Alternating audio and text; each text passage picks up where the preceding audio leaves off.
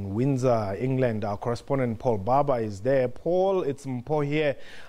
What has happened so far?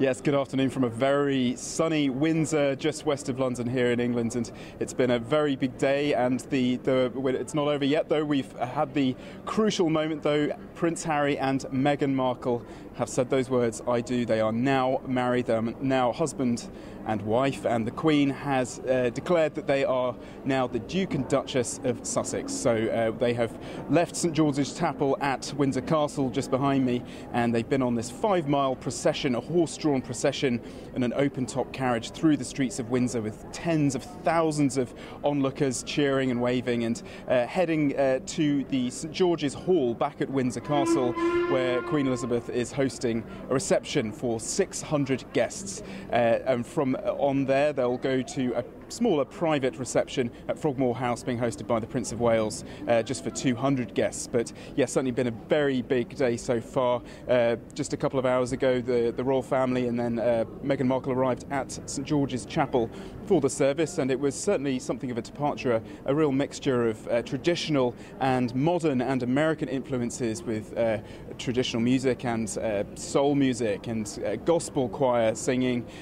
Also, we had the vows presided over by the Archbishop of Canterbury, Justin Welby, with Meghan Markle declining to say that she would obey her husband, so using a more modern version of those vows. Also, we heard from the presiding bishop of the Episcopal Church in America, Michael Curry. He gave the address, or the sermon, in which he invoked Martin Luther King and spoke about the power of love. So it was certainly an emotional day, and Meghan was walked down the aisle, not by her father, unfortunately, because he was too ill to get here, but by her now father-in-law, Prince Charles. So he walked her down the aisle, and she was greeted by Prince Harry, who certainly was rather choked up, and we could hear him mouthing, "You look amazing."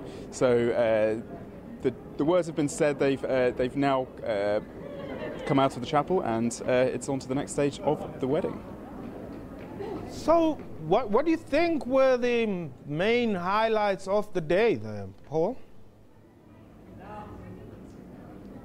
It's hard to choose. I mean, I think we were all waiting to see Meghan's dress, and we were certainly treated to that just as she got out of her Rolls-Royce limousine and entered the chapel.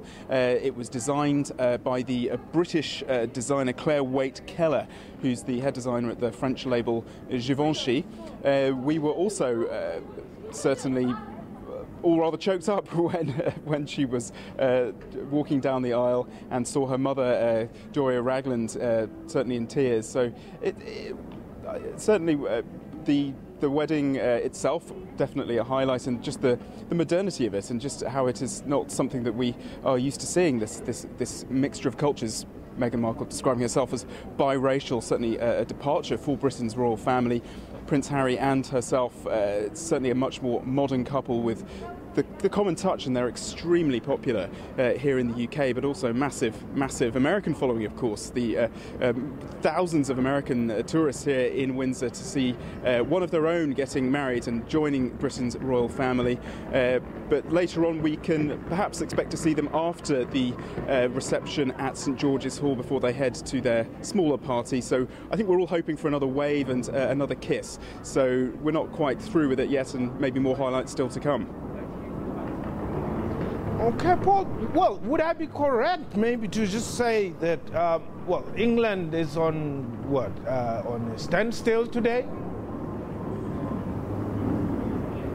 I'm so sorry, could you repeat that, please? I'm saying, would I be correct to assume that England is on standstill today?